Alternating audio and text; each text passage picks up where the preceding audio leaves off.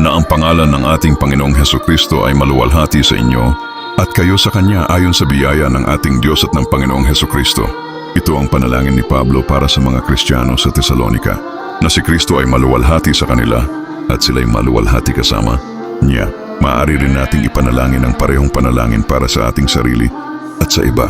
Kapag ginagawa natin ang mga bagay para sa Diyos, kahit ang pagbibigay ng isang basong tubig sa pangalan ni Jesus sa isang nangangailangan nito, niluluwalhati natin ang Diyos. Ang paggawa ng dakilang bagay para sa Diyos ay kadalasang nangangahulugang pamumuhay para sa Kanya sa pang-araw-araw na buhay.